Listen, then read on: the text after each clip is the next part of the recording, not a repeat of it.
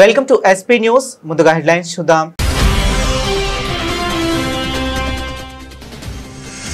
Trump Jinping సమావేశం effect, tariff పై China కీలక నిర్ణయం. అదనపు 24% సుంకాల సస్పెన్షన్ పొడిగిస్తున్నట్లు చైనా ప్రకటన.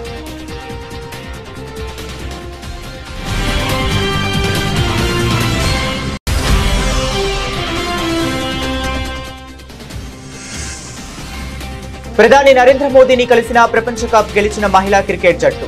భారత జట్టు అద్భుతమైన పునరాగమనం చేసిందని ప్రశంస.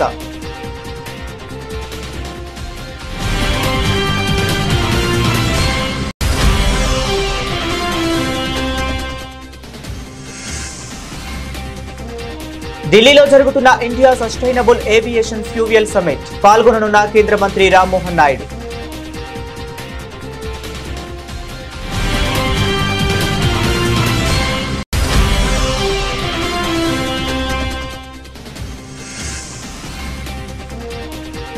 బీహార్లో కొనసాగనున్న పోలింగ్, బార్లు తీరిన ఓటర్లు.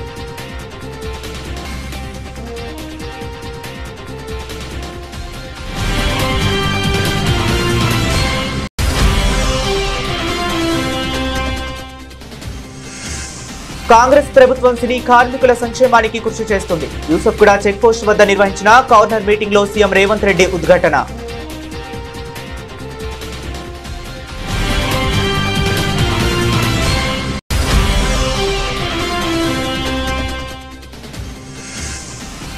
ఖరీఫ్లో 51 లక్షల మెట్రిక్ టన్నుల ధాన్యం కొనుగోలుకు ఏర్పాట్లు చేస్తున్నాం, స్పష్టం చేసిన మంత్రి నాదెండ్ల మనోహర్.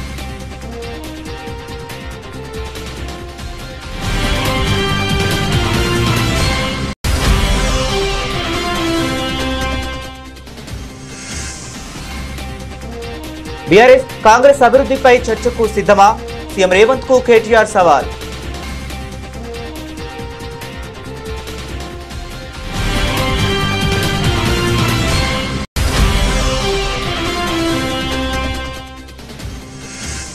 విపత్తులు, వైపరీత్యాల్లో చేతులెత్తేస్తున్న ప్రభుత్వం. కుటుంబీ ప్రభుత్వ తీరుపై శాసన మండలి విపక్ష నేత బొత్స సత్యనారాయణ ఆగ్రహం.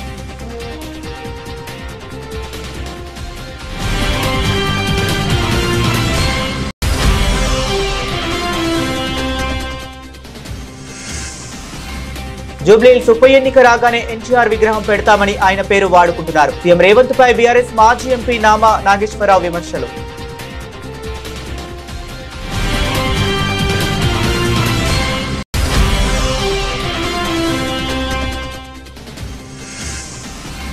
ముంతా తుఫానుతో రైతులు అల్లాడుతుంటే చంద్రబాబు విదేశీ పర్యటనలు. క్రికెట్ మ్యాచ్లు చూస్తూ లోకేష్ వినోదం. మాజీ మంత్రి చెల్లుబోయిన వేణుగోపాలకృష్ణ ఫైర్.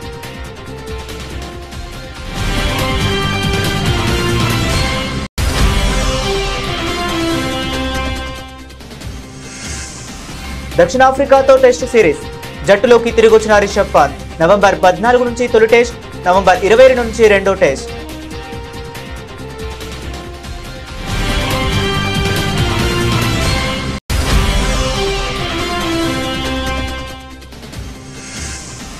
కమల్ హాసన్ నిర్మాతగా రజనీకాంత్ 173వ చిత్రం. బాలీవుడ్ లో అల్టిమేట్ ప్రాజెక్ట్. 50 ఏళ్లు స్నేహానికి గుర్తుగా ఈ చారిత్రాత్మక కలయిక.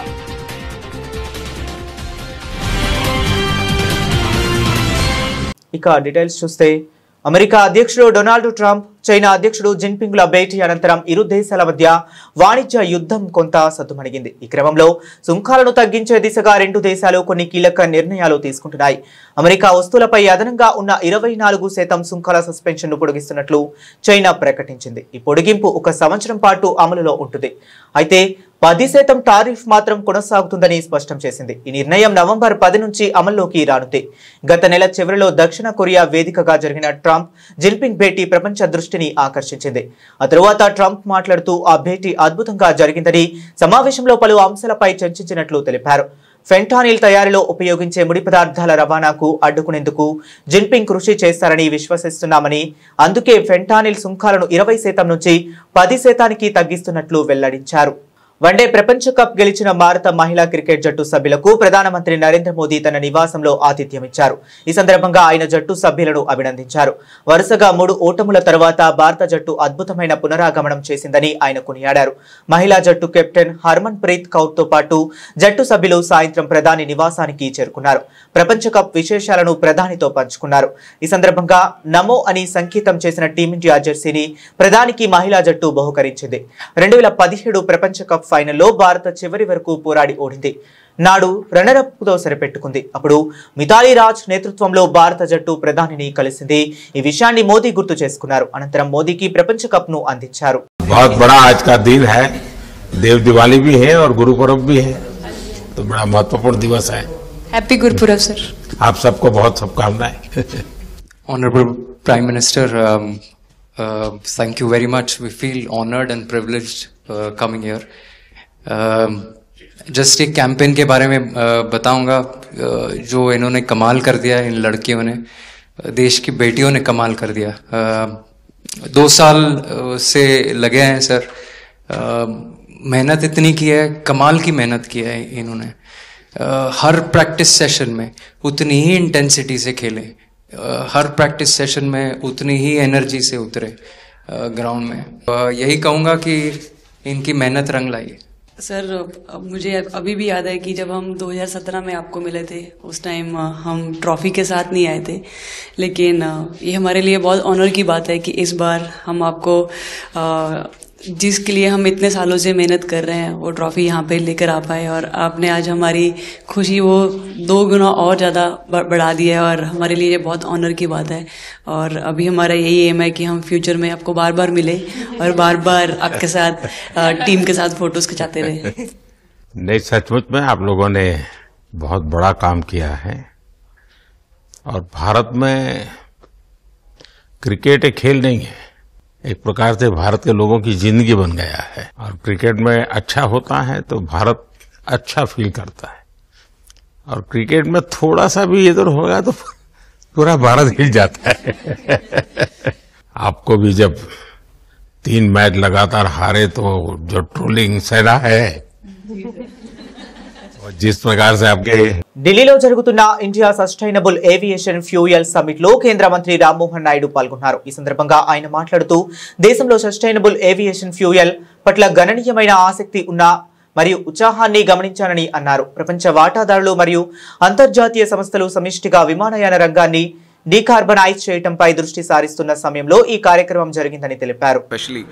Because this is the time where globally and all the international organizations are collectively thinking about how to decarbonize this whole aviation sector. And one strong player in this is the SAF, Sustainable Aviation Fuel, and India has the opportunity to take lead here with the kind of production facilities it has and the kind of feedstock availability and the raw material availability it has. SAF, we can make sure that India becomes the #1 SAF producer in the whole world, not only meeting the domestic demand but the international demand also. We can export SAF from India. So what we need right now is a strong and robust policy, and I can happily say that Ministry is working on the SAF policy, and we would be engaging with the necessary stakeholders and very soon be launching the SAF policy so that the industry and the global industry, everyone knows what India is trying to do in this SAF moment. And already we have India's Cotecna has been certified as the certifying agency for SAF, so that is a great advancement that we have. And Indian Oil's Panipat refinery started producing SAF also as a certified factory. So we are making significant strides in this, and what we are also trying to do is bring in all the necessary stakeholders. Like I said, for the SAF policy which we are trying to work, we need to do a couple of more consultations. We have ICAO, International Civil Aviation Organization, also doing a specific study in India regarding the SAF, and they have released one report. And today in the SAF summit, KPMG, FICCI, Airbus, they have all studied this SAF together, and they have released one report. So all these things are going to help us and reach our mandate. India has a mandate for CORSIA Civil Aviation, which is 1% blending in its international travel. బీహార్లో తొలి విడత assembly ఎన్నికల polling కొనసాగుతుంది. ఉదయం 7 గంటల నుంచే polling కేంద్రాల దగ్గర జనం బారులు తీరారు. 18 జిల్లాల పరిధిలో 121 నియోజకవర్గాల్లో తొలి విడత పోలింగ్ జరుగుతుంది.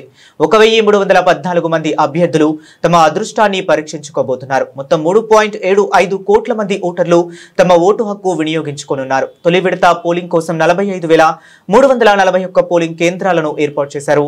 ఈ ఎన్నికల్లో ఎన్డీఏ కూటమి నుంచి జేడీయూ 57 స్థానాలు, బీజేపీ 48, ఎల్జేపీ 14, ఆర్ఎల్ఎం 2 స్థానాల్లో పోటీ చేస్తున్నాయి. మహాగర్ బంధన్ నుంచి ఆర్జేడీ 73, కాంగ్రెస్ 24, సిపిఐ ఎంఎల్ 14 చోట్ల పోటీలో ఉన్నాయి. ప్రశాంత్ కిషోర్ సారథ్యంలోని జన్ సురాజ్ పార్టీ అభ్యర్థులు 119 స్థానాల్లో బరిలో ఉన్నారు. తొలి విడతలో తేజస్వి యాదవ్ తో పాటు బీజేపీ నేత సామ్రాట్ చౌదరి, 2 డిప్యూటీ సీఎంలు, 14 మంది మంత్రులు బరిలో ఉన్నారు. పోలింగ్ కేంద్రాల దగ్గర జనం బారులు తీరి తమ ఓటు హక్కును వినియోగించుకుంటున్నారు. దాదాపు అన్ని పోలింగ్ కేంద్రాల దగ్గర భారీ క్యూ లైన్లు కనిపిస్తున్నాయి. పోలింగ్ బూతుల దగ్గర ఓటర్లు భారీ క్యూ లైన్లను కింది వీడియోలో మీరు కూడా చూడవచ్చు.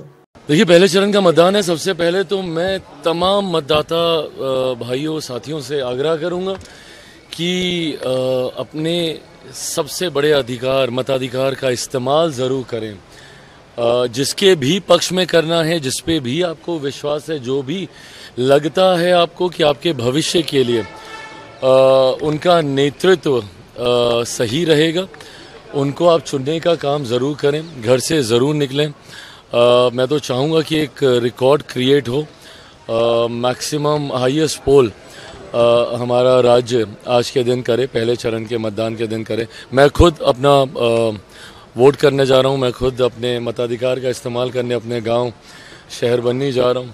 ऐसे में सबसे आग्रह है कि हर कोई घर से निकले और वोट जरूर करे. జూబ్లీ హిల్స్ లో ఉప ఎన్నికలో భాగంగా యూసఫ్గూడ చెక్ పోస్ట్ వద్ద నిర్వహించిన కార్నర్ మీటింగ్ లో సీఎం రేవంత్ రెడ్డి పాల్గొన్నారు.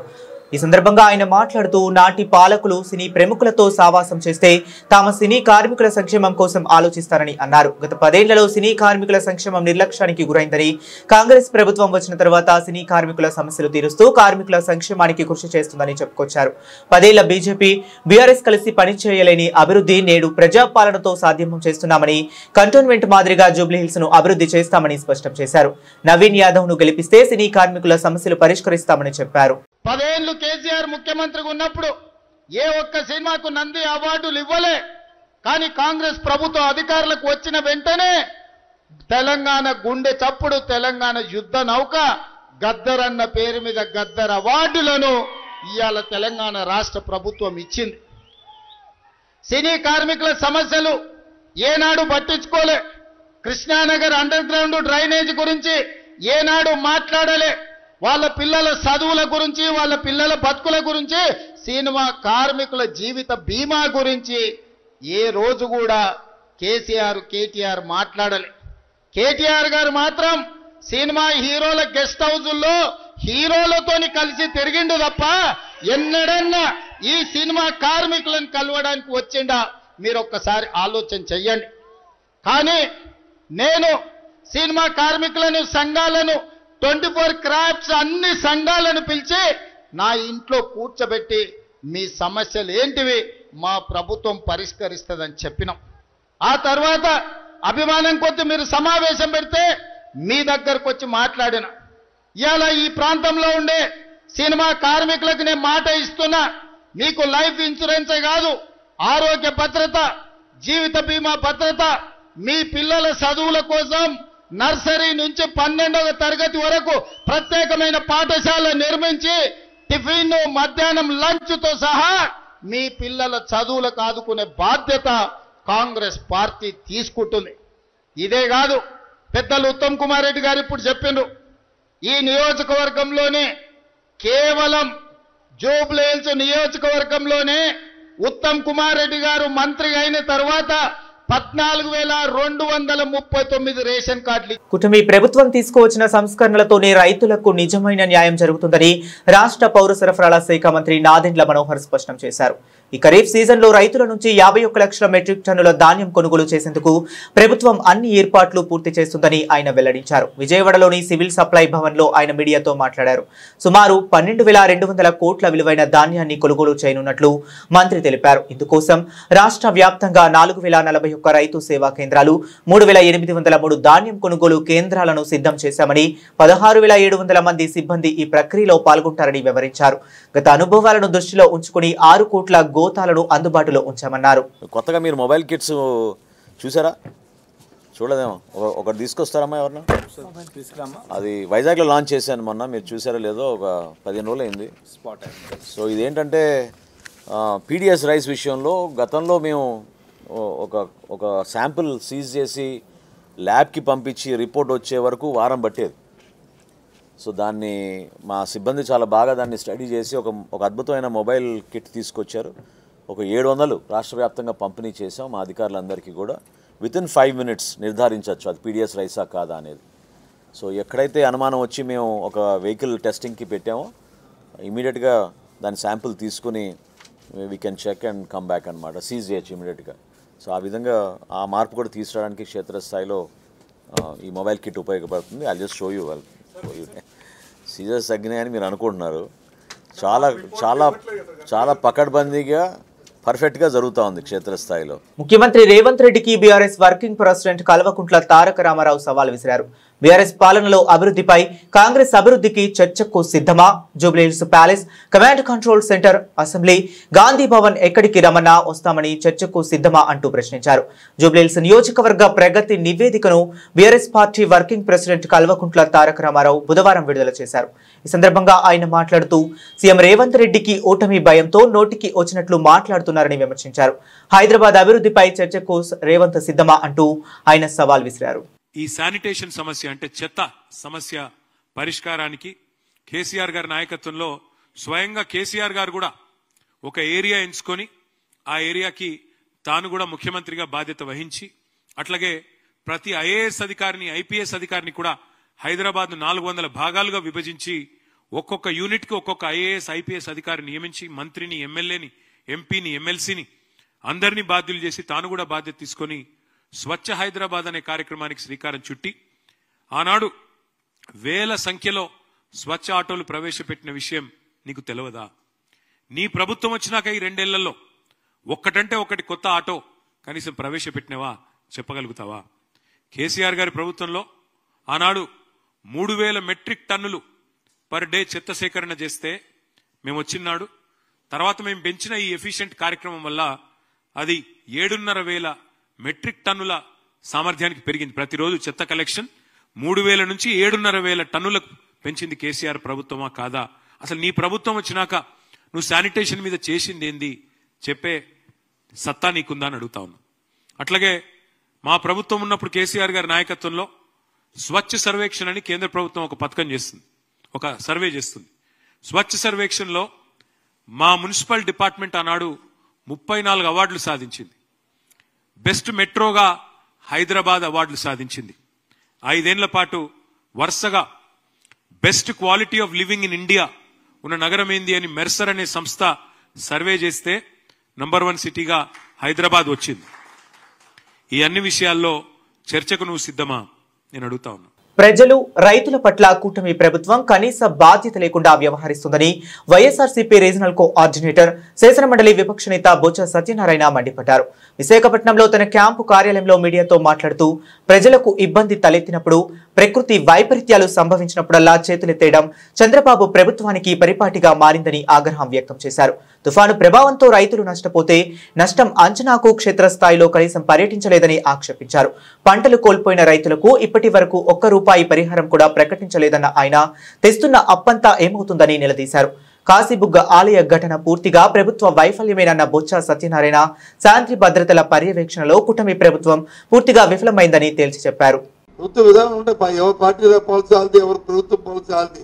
మా ప్రభుత్వ పాలసీ మేము రైతు భరోసా కేంద్రాలు పెట్టి రైతుకి అండగా ఉంటూ వాళ్ళ ఇంటి ముందుకే డోర్ స్టెప్కే అన్ని ఇవ్వాలనేది మా ప్రభుత్వ విధానం. మీ ప్రభుత్వ విధానం అది కాదు. మీ ప్రభుత్వ విధానం వచ్చి రైతు ఇన్సూరెన్స్ రైతే కట్టుకోవాలి, రైతు తాలూకు కావాల్సిన ఎరువులు వచ్చి బ్లాక్లో నుంచి వెళ్ళి అక్కడ షాపు దగ్గరికి వెళ్ళి షాపులకు వెళ్ళి కొనుక్కోవాలి,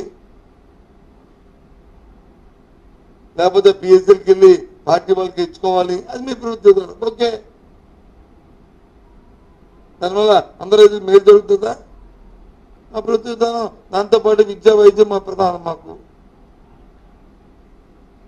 అందుకే కార్యక్రమాలన్నీ కూడా మేము చేసుకొచ్చాం. నాడు నేడు పెట్టినా, లేదు స్కూల్స్లో ఇంగ్లీష్ మీడియం పెట్టినా, లేదు సిబిఎస్ సిలబస్ పెట్టినా, లేదు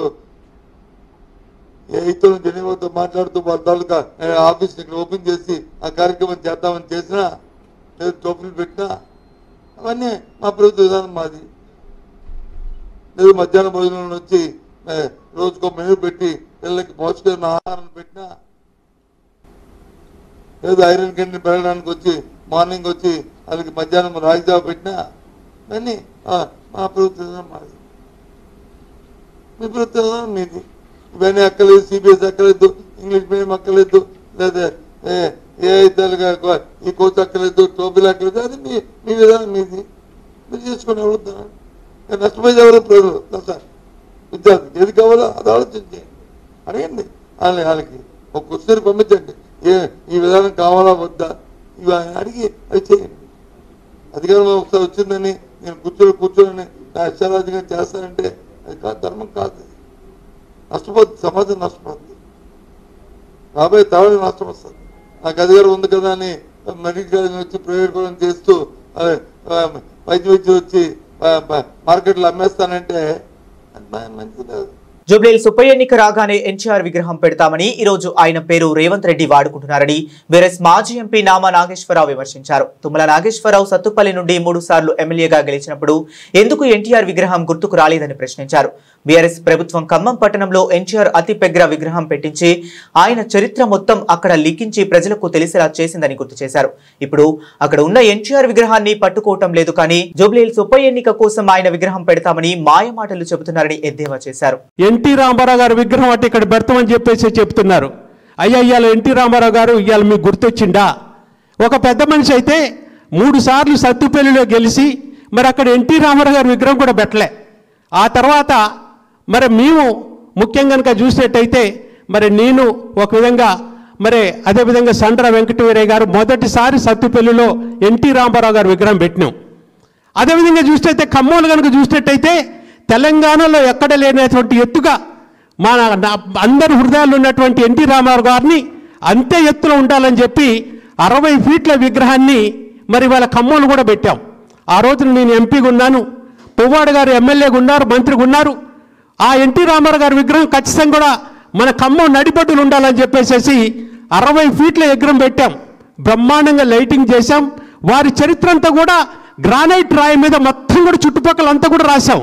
అటువంటిది కనీసం ఆ విగ్రహాన్ని ఈ రోజున ఉన్న లైట్లను కూడా మార్పేసి అక్కడ ఉన్నటువంటి చరిత్రను కూడా చెరిపేసి ఈ విధంగా అక్కడ గ్రానైట్ రాళ్లలో ఎన్టీ రామారావు గారి చరిత్ర చూపెడితే ఆ రాళ్లను కూడా తొలగించారు.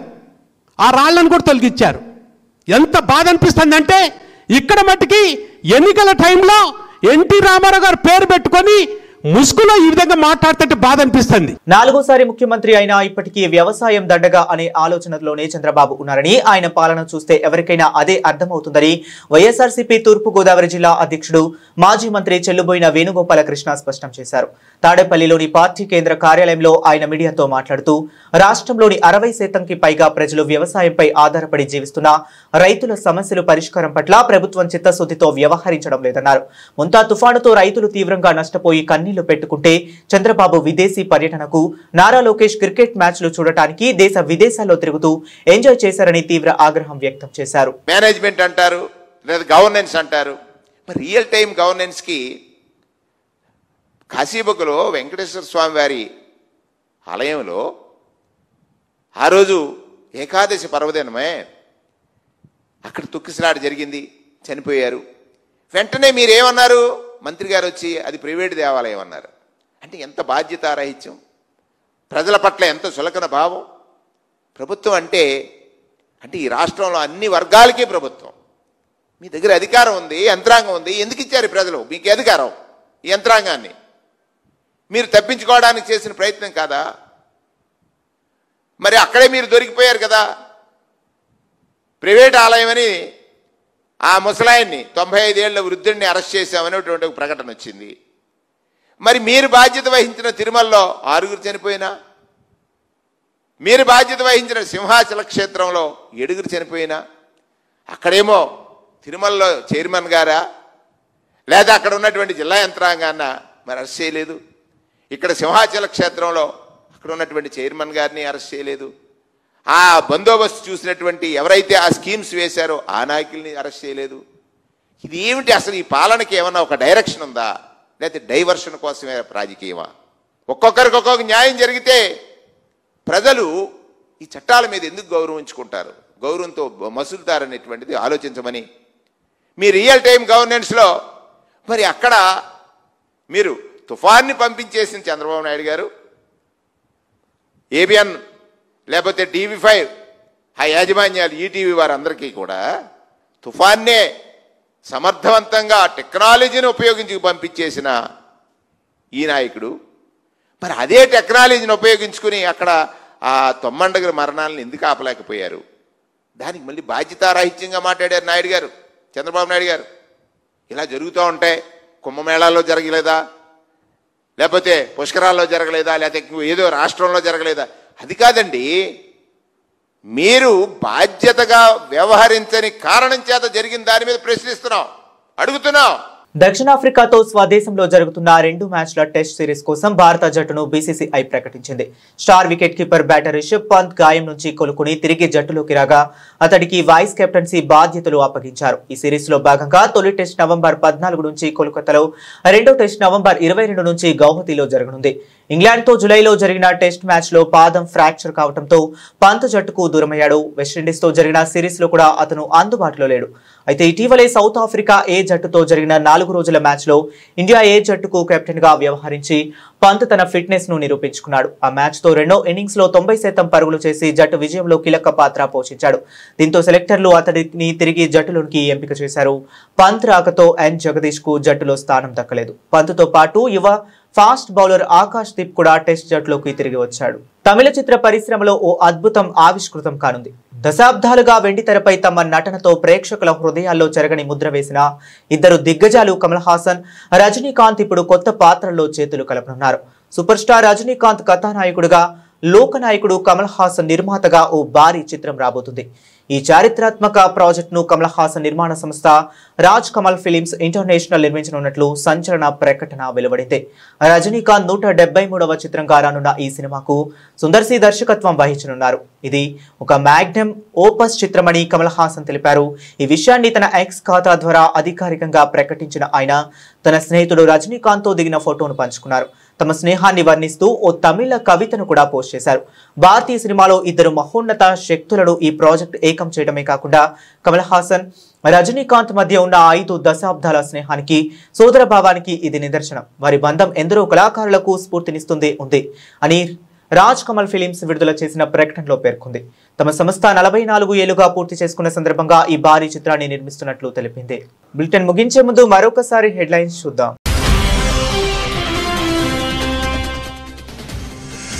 ట్రంప్ జిన్పింగ్ సమావేశం ఎఫెక్ట్, టారిఫ్ పై చైనా కీలక నిర్ణయం, అదనపు 24% సుంకాల సస్పెన్షన్ పొడిగిస్తున్నట్లు చైనా ప్రకటన.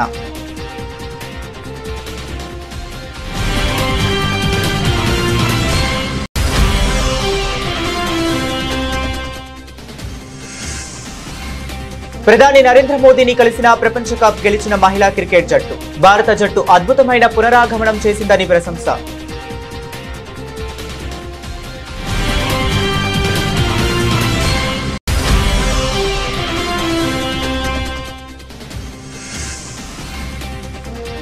ఢిల్లీలో జరుగుతున్న India sustainable aviation fuel summit, పాల్గొననున్న కేంద్ర మంత్రి రామ్మోహన్ నాయుడు.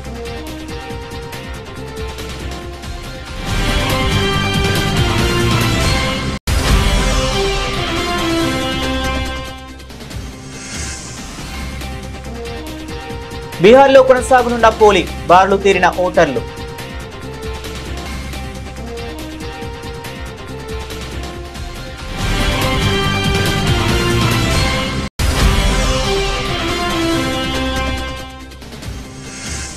కాంగ్రెస్ ప్రభుత్వం సినీ కార్మికుల సంక్షేమానికి కృషి చేస్తుంది. యూసఫ్గూడ చెక్ పోస్ట్ వద్ద నిర్వహించిన కార్నర్ మీటింగ్ లో సీఎం రేవంత్ రెడ్డి ఉద్ఘాటన.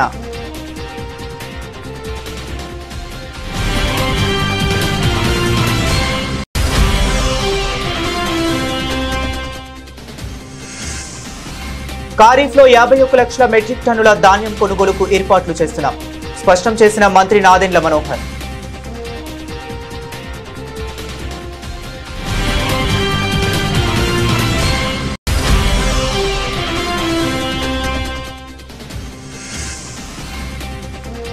బీఆర్ఎస్ కాంగ్రెస్ అభివృద్ధిపై చర్చకు సిద్ధమా? సీఎం రేవంత్ కు కేటీఆర్ సవాల్.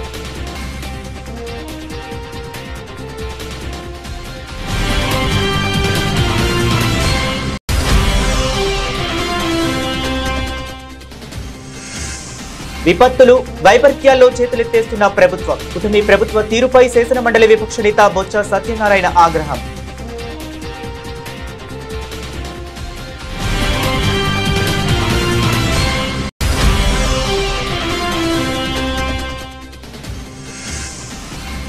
జూబ్లీహిల్స్ ఉప ఎన్నిక రాగానే ఎన్టీఆర్ విగ్రహం పెడతామని ఆయన పేరు వాడుకుంటున్నారు. సీఎం రేవంత్ పై బీఆర్ఎస్ మాజీ ఎంపీ నామా నాగేశ్వరరావు విమర్శలు.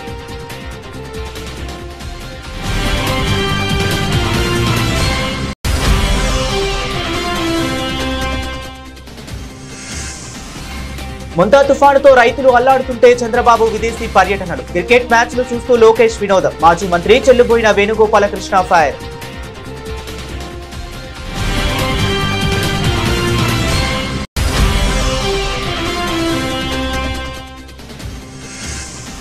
దక్షిణాఫ్రికాతో టెస్ట్ సిరీస్. జట్టులోకి తిరిగొచ్చిన రిషబ్ పంత్. నవంబర్ 14 నుంచి తొలి టెస్ట్, నవంబర్ 22 నుంచి రెండో టెస్ట్.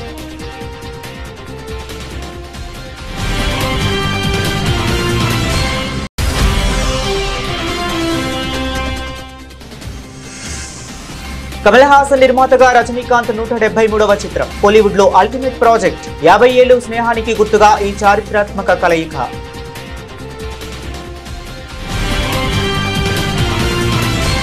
ఇవి ఇప్పటి వరకు ఉన్న అప్డేట్స్. మరిన్ని అప్డేట్స్ కోసం కీప్ వాచింగ్.